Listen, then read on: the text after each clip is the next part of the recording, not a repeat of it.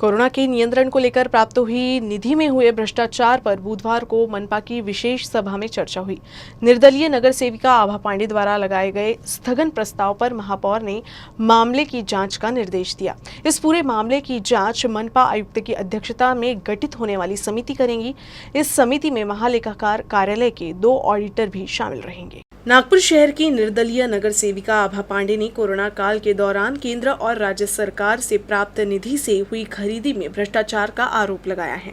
इसी विषय पर उनके द्वारा मनपा की सभा में स्थगन प्रस्ताव लाया गया था, जिस पर बुधवार को चर्चा हुई और उसके बाद महापौर दयाशंकर तिवारी ने इस मामले की जांच के लिए आयुक्त की अध्यक्षता में एक समिति के गठन का आदेश दिया। संपूर्ण कोरोनाच्या कार्यकाळात जे खरेदी झाली त्या विषयावर त्यांचा विषय होता। आभाताईचे निवेदन झाल्यावर सभागृहाचे सर्व पक्षांचे सर्व सदस्यांनी त्याच्यात आपला सहभाग घेतला आणि आपले मत नोंदविले। हा स्थगन प्रस्तावाचं उत्तर देताना श्री राम जोशी यांनी सखोल आभाताईचे जेवढे प्रश्न होते त्याचा पॅरावाईज उत्तर दिला आणि उत्तर जे दिला ते समाधानकारक उत्तर दिला आणि याच्याशिवाय पुढे काही पाहिजे असेल तेही द्यायला ते तयार असं त्यांचं म्हणण्यात होता। परंतु माननीय सत्तापक्ष नेत्याने विषय असं म्हणला की जर आरोप करण्यात आले आहे आणि संदेह व्यक्त करण्यात आला आहे तो उत्तर परिपूर्ण राहिले तरीसुद्धा याची सखोल चौकशी होणं नितांत आवश्यक आहे, अन्यथा आपल्यावर लोक टीका करतील। या दृष्टीने संपूर्ण सभागृहाची भावना लक्षात घेता शासनाच्या नियम आणि निकषाप्रमाणे कोणताही जर शासकीय निधीचा खर्च झाला असेल तर त्याच्यासाठी ऑडिटर जनरलची एक अकाउंट समिती येऊन त्याची चाचणी करते, ज्याला एजीचं ऑडिट म्हणतो आपण। तर त्याच दृष्टीने पुढेही याची चाचणी ऑडिटर जनरलच्या ऑफिसमधून होणारच आहे। म्हणून आम्ही सभागृहाचा महापौर म्हणून आम्ही निर्देश दिले की माननीय निगमायुक्त यांच्या नेतृत्वात एक समिती बनवायची। त्या समितीमध्ये एजी ऑफिसचे 2 वरिष्ठ लेखाकार त्या समितीचे सदस्य राहतील आणि ही 3 सदस्यीय समिती या संपूर्ण बाबीचा निर्णय घेऊन अध्ययन करून सभागृहाच्या पुढे 1 महिन्याच्या आतमध्ये ठेवते। इस सभा के दौरान सत्ता पक्ष और विपक्ष के कई नगर सेवकों ने प्रशासन के कामकाज पर सवाल उपस्थित किए। कुछ ने प्रशासन का बचाव भी किया, लेकिन आभा पांडे ने जांच को लेकर महापौर की रूलिंग का समर्थन तो किया, मगर सवाल भी उठाया कि जब जांच प्रशासन के अधिकारियों के कामकाज की होगी और जांच का जिम्मा अधिकारियों के मुखिया ही करेंगे तो क्या सच में सच बाहर आ पाएगा।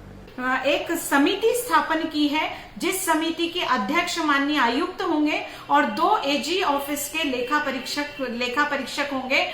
ये तीनों मिलकर ऑडिट करेंगे, लेखा परीक्षण करेंगे ये आए हुए निधि का, और जो भी जांच की जाएगी वो तथ्यों के साथ सामने आएगी।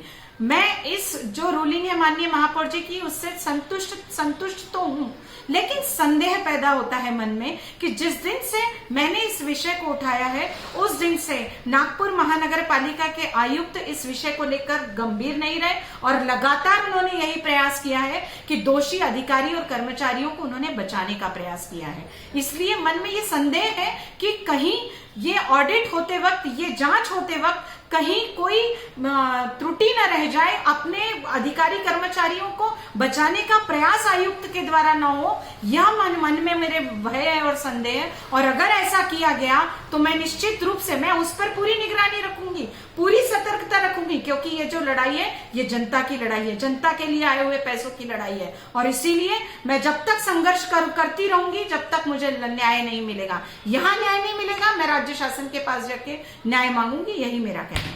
आभा पांडे के मुताबिक वो इस जांच समिति की जांच प्रक्रिया पर भी नजर रखेगी। सिर्फ विपक्ष ही नहीं, सत्ता पक्ष ने भी प्रशासन की भूमिका पर सवाल उपस्थित किए।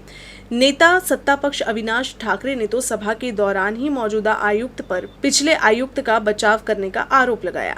पहिला प्रस्ताव जो 10.5 करोड रुपयाचा होता तो 29 एप्रिल 2020चा प्रस्ताव होता आणि दुसरा जो प्रस्ताव आहे तो 5 मे 2021चा प्रस्ताव होता। 29 एप्रिल 2020चा जो प्रस्ताव होता त्याच्या संदर्भातले सगळ्यात जास्त आरोप जे आहे हे या सभागृहामध्ये विरोधकांकडून ठेवण्यात आले आणि त्याच्यामुळे मी म्हटलं की चौकशी करताना आपल्याला न्याय द्यायचा आहे, कोणावर अन्याय करायचा नाही आहे। ज्यांची भूमिका चांगली आहे त्यांच्यावर कुठलाही अन्याय व्हायला नको, पण ज्यांनी चोरी केली आहे किंवा ज्यांच्या काळामध्ये हे सगळं प्रकरण घडलेलं आहे त्याची निश्चित चौकशी व्हायला पाहिजे. म्हणून मी मागणी केली की 29/4/2020चा ज्या प्रस्तावाअंतर्गत जी काही खरेदी झालेली आहे त्याचीच चौकशी होणं आवश्यक आहे. कारण 5 मेचा जो प्रस्ताव आहे तो आत्ता या मागच्या महिन्यातला आहे, त्याच्या अंतर्गत कुठल्याही प्रकारची खरेदी झाली नाही आणि तो जो कार्यकाळ होता तो या आधीचे आयुक्त जे आहेत त्यांचा कार्यकाळ होता. त्यामुळे म्हणजे त्या आयुक्तांवर चौकशी करा अशा प्रकारचा विषय नाही, पण त्या प्रस्तावाची चौकशी झाली तर कुठल्याच्या काळामध्ये जे झालेलं ते समोर येईल आणि त्याप्रमाणे मग महानगरपालिकेला निर्णय घेता येईल. म्हणून त्या प्रस्तावाची चौकशी करायची मी मागणी केली. बहरहाल मनपा की आम सभा के दौरान सदन में उठे सवालों का प्रशासन की ओर से अतिरिक्त आयुक्त राम जोशी ने विस्तार में उत्तर दिया.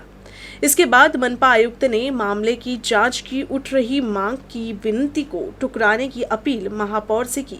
आयुक्त की दलील थी कि इस विषय पर किसी तरह की जांच की जरूरत नहीं है, राज्य सरकार की ओर से इसका ऑडिट होगा ही. अगर स्पेसिफिक शिकायत आई तो उस पर विचार किए जाए. आयुक्त की मांग को दरकिनार करते हुए महापौर ने सभासदों की भावनाओं को देखते हुए कहा कि अगर शंका खड़ी हुई है तो इसका निवारण होना चाहिए और जांच संबंधी रूलिंग दी.